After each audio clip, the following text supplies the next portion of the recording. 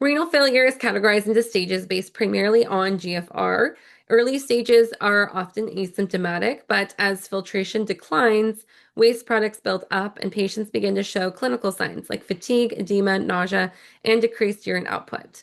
Stage 5 corresponds to end-stage renal disease, where dialysis or transplant is required. Recognizing these stages helps guide treatment and prognosis. We'll next look at how to distinguish acute from chronic renal failure using both history and lab findings. When a patient presents with suspected kidney failure, we look for both clinical and lab clues. Common symptoms include fatigue from anemia, nausea, vomiting due to toxin buildup, edema from fluid retention, and dull flank or low back pain from capsular distension. Decreased urine output's another key sign. These symptoms are nonspecific, so lab testing helps confirm whether the issue is acute, chronic, or possibly secondary to another condition. Keep in mind that by the time symptoms have appeared, significant renal impairment has already likely occurred. Looking here, we can see the differences between acute and chronic renal failure. Acute renal failure develops over hours to days, often in someone with a previously normal healthy kidney.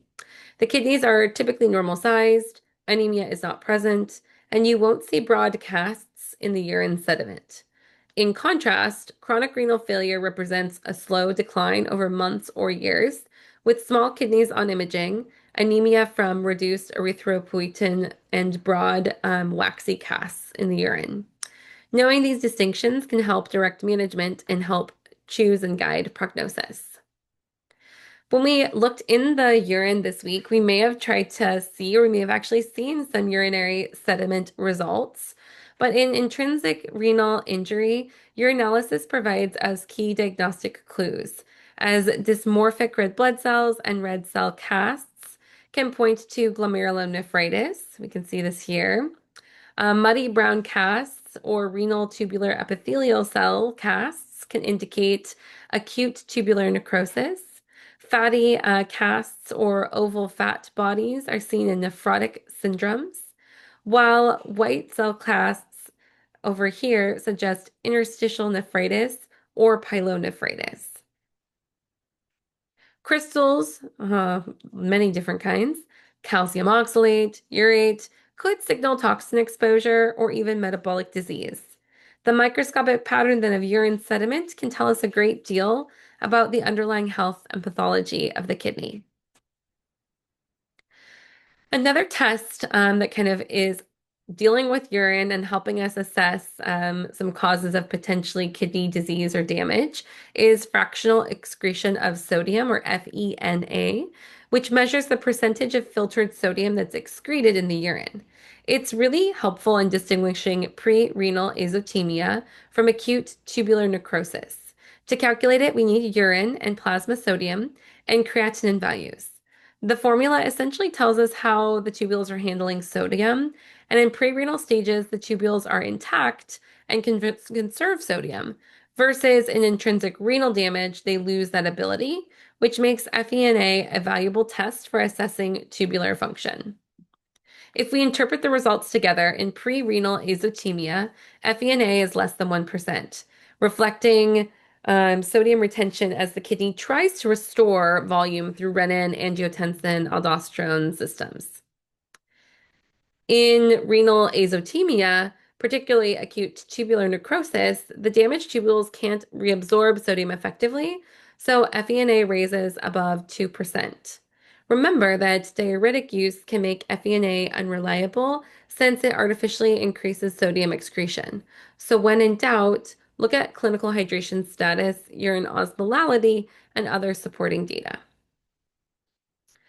We have talked about a 24-hour protein collection already once, and you can do a 24-hour protein collect. You can actually do a 24-hour protein urine collection instead of a urine collection for these creatinine clearance, for instance.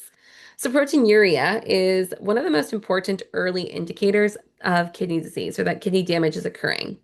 Typically, we'll only see trace amounts of small proteins pass through the glomerulus, and they become reabsorbed in the tubules, which results in less than 150 milligrams per day in a 24-hour collection.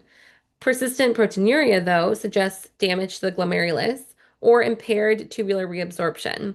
When a urine dipstick repeatedly shows protein, we move to a 24-hour quantitative test to determine the degree of loss and to help classify the underlying renal disorder. Not all proteinuria represents disease. Levels between 150 to 500 milligrams per day can be functional, meaning temporary and benign. We see this in things like after exercise, fever, or even stress. However, if we have protein levels above 2 grams per day, that indicates a glomerular origin. Levels over 3.5 grams per day are diagnostic for a nephrotic syndrome. And that's when we really start seeing edema and hypoalbuminemia due to this protein loss. Understanding the quantity and the pattern of protein excretion helps to narrow down our differential and helps us hone in on if the problem is glomerular, tubular, or overflow in nature. Proteinuria can also occur in non-renal diseases like congestive heart failure, preeclampsia, hypertension, systemic toxicity from heavy metals or a solvent. All of these can elevate protein excretion without any primary renal pathology. Similarly, if you have a very high protein level in the blood, such as in a condition like multiple myeloma, you could see overflow proteinuria.